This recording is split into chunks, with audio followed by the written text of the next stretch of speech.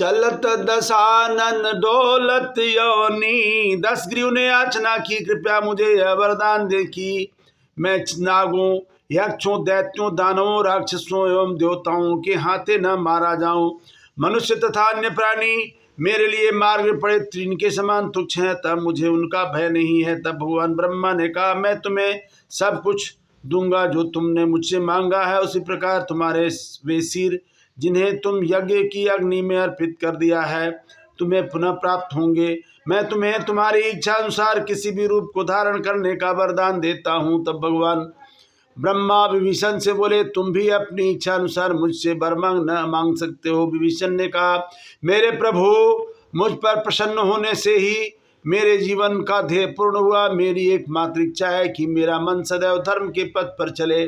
भीषण आपदाओं के आने पर भी मेरा मन विचलित न हो। इसके अतिरिक्त यदि आपकी इच्छा है तो कृपया मुझे यह वरदान दीजिए, जिससे प्रशिक्षण न पाने पर भी आज्ञा मात्र से भी ही मुझे ब्रह्मास्त्र चलाने का ज्ञान प्राप्त हो जाए। अत्यंत प्रसन्न होकर ब्रह्मा ने उत्तर दिया, चूंकि तुम स्वभाव से ही धर्म की ओर प्रवृत्त होता, राक्षस होने पर भी मैं तुम्हें मुख्य देवताओं के स्तर का अमृतत्व प्रदान करता हूँ। तत्पश्चात जब भगवान ब्रह्मा कुंभकर्ण को वरदान देने जा रहे थे, तब वहाँ उपस्थित सभी देवता हाथ जोड़कर याचना करने लगे। यह राक्षस दृष्टि प्रकृति वाला है, दुष्ट प्रकृति वाला है। यह पहले से ही मनुष्यों और ऋषियों, इंद्र के अनुचरों एवं 7 अप्सराओं का भक्षण कर चुका है। इसका एकमात्र कार्य संपूर्ण ब्रह्मांड में आतंक मचाना है।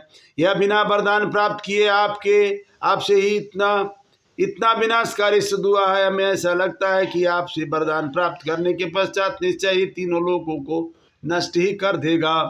हे प्रभु, हमारा निवेदन है कि आप कुंभकर्ण को वरदान देने के बहाने किसी भी प्रकार का मंत्र द्वारा वशीभूत कर ले। देवताओं के निवेदन पर ध्यान पूर्वक विचार करने के पश्चात से भगवान ब्रह्मा ने मानसिक रूप से अपने सहचरी सरस्वती को बुलवाया। सरस्वती ने प्रकट होकर पूछा, हे प्रभु, मैं आपकी क्या सेवा कर सकती हूँ। तो ब्रह्मा ने कहा, मैं चाहता हूँ कि आप कुंभकर्ण के मुख की वाणी बन जाएं।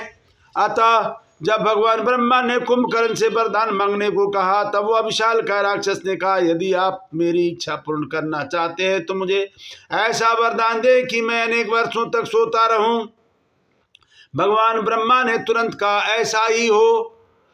तब जैसे ही देखी कि सरस्वती सहित भगवान ब्रह्मा वहां से प्रस्थान करने लगे, तब कुंभकर्ण होश में आया और सोचने लगा, मेरे मुख से ऐसे विनाशकारी वचन कैसे निकले। मैं अवश्य ही देवताओं द्वारा भ्रमित किया